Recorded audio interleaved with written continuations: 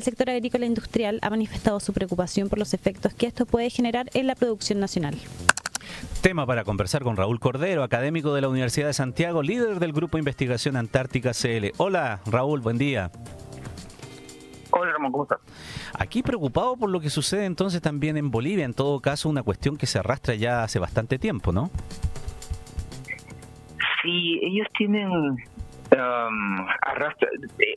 tú lo defines muy bien, es un problema que viene ya a largo plazo. Tú sabes, Bolivia, las precipitaciones en Bolivia son fuertemente dependientes del niño y la niña, más o menos igual que nosotros, pero peor. Entonces ellos fueron muy afectados. A nosotros cuando el niño llega nos trae precipitaciones, a ellos al revés. Cuando el niño llega les provoca una sequía. Entonces la última vez que el mundo experimentó un super niño, que es cuando tienes un evento de niño muy intenso, fue en el 2015-2016. Y con ese super niño estalló una sequía en Bolivia. Esa sequía fue extraordinariamente intensa y de esa sequía no lograron recuperarse. Lo usual es que cuando vuelve la niña, a nosotros nos trae sequía, pero a Bolivia le trae precipitaciones. Bueno, ese no ha sido el caso y ellos ya están completando, vamos a ver cómo termina este año, 10 largos años de sequía. 10. ¿Te fijas? Claro, te fijas que es parecida a la historia de nosotros, que completamos 14 años de sequía, ¿verdad? Ya, más o menos al año 10, la sequía comenzó para nosotros en el 2008, el 2019, más o menos el año 10, ¡pum!, estallido social. Ya, entonces ellos están más o menos ahí.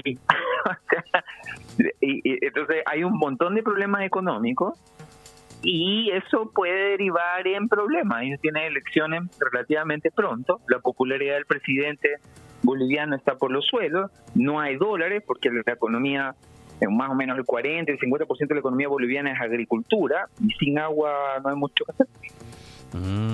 Ahí está entonces la conexión de una cosa con la otra y desde ese punto de vista el panorama, ¿cómo se avisora respecto del comportamiento que podría tener climatológicamente Bolivia en lo próximo? Están fregados ellos, porque fíjate que a nosotros, tú tal vez recuerdes que a mediados del año pasado comenzamos a hablar de que venía la niña, ¿verdad? Sí. La niña llegó, pero llegó súper debilitada. Sí. Nosotros veíamos con preocupación la niña porque nos podría traer de vuelta la sequía, ¿verdad? Pero al final cerramos el año 2024 más o menos ok. Ellos, al revés, esperaban la niña para que los libere de la sequía, pero no resultó. Es decir, no ha sido tan malo el invierno altiplánico, te fijas, como pudo ser. Pero justo hace 5 o 6 semanas, los que están más o menos informados tal vez sobre estos temas climáticos tal vez hayan escuchado, emergió frente a las costas de Ecuador y Perú un fenómeno del niño chico, se lo puede apodar, pero usualmente le dicen el niño costero. Que es básicamente lo mismo que el niño normal, que es un niño, es decir, un calentamiento anómalo, pero en una zona muy cerca de las costas de Perú y Ecuador. Ese niño costero a nosotros nos causa ciertos problemas. Probablemente ayuda a entender por qué el fin del verano, febrero, fue muy, muy caluroso, ¿te fijas? Claro. Ya, pero ese niño costero fregó a Bolivia. Y mientras ese niño costero persista, no hay chance de que se recuperen las precipitaciones en los niveles que se requiere para salir de este largo periodo de ya 10 años de sequía que afecta a Bolivia. Así que los próximos meses para ellos no se ve demasiado bueno. Por eso te digo que el panorama a nivel político, social, se ve más o menos malo. Ahora, estaba leyendo respecto de esta situación en algunos medios bolivianos. Bueno, hay que señalar que Bolivia también es un país bastante extenso territorialmente y señalaban que junto con esto de la sequía sí se daba como que en algunas otras regiones lo que estaban pronosticando también podían ser heladas y granizadas en algunos departamentos de Bolivia. O sea, ¿cómo es eso? ¿Se mezclan tipo de fenómenos? Y sí, pero lo que pasa es que tú, en esta época ellos tienen invierno altiplano, tú puedes tener tormenta, pero claro, si arrastras un déficit de precipitaciones muy grande, aunque tú tengas una tormenta intensa, eso no te va a sacar de la sequía. Entonces, la proyección es que, más allá de que en esta época es la época del invierno altiplánico y pueden tener precipitaciones con granizo, tormentas incluso intensas, bueno, eso es para revitalizar la agricultura de este país enorme. Bolivia, por otro lado, es un país enorme. Entonces, tú puedes tener, por ejemplo, en las zonas cordilleranas, estamos en invierno altiplánico, tormentas, incluso intensas, pero en buena parte, por toda la zona que da hacia Brasil, que da hacia Perú, la sequía es muy, muy, muy severa en este momento, pero no es una cosa puntual, ese es un problema que se viene arrastrando. Imagínate, 10 años de sequía aguanta eso. Chile no pudo. En 2019. Ahora, ya que tuvo estas sequías asociadas a niños, sobre todo a niños muy severos, que afectan a Bolivia, terminan rebotando a Chile. Entonces vamos a ver cómo nos va. Que, por ejemplo, la gente que se dedica, por ejemplo, a la historia, sabe que el niño muy severo que hubo entre 1877 y 18 fue tan severo, una escasez de dólares como la que pasa ahora, a la que el gobierno boliviano de la época respondió los impuestos a las salitreras que operaban en lo que era en esa época su territorio, porque necesitaban dólares, igual que ahora. ¿Decían? Ahora todos los que conocen un poco de historia saben lo que pasó inmediatamente después. Claro que lo saben.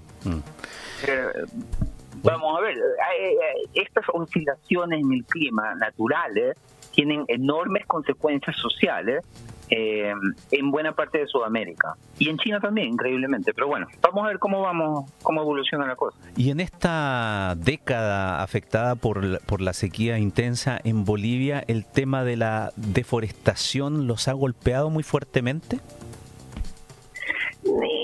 No tanto, es decir, sí y no. O sea, la deforestación, la deforestación obviamente tiene un impacto negativo desde el punto de vista medioambiental, pero la deforestación, si tú cambias el uso del suelo y pasas de un bosque tropical, cuyos beneficios son más bien medioambientales, pero no económicos, pasas a una plantación que puede producir alimentos, bueno, eso va a tener beneficios económicos. Tú puedes decir que no es sustentable en el largo plazo, pero en el corto plazo, la deforestación para los países en los que existe gran área forestal, de tu bosque tropical como Brasil, por ejemplo, la deforestación para ellos no es mal negocio.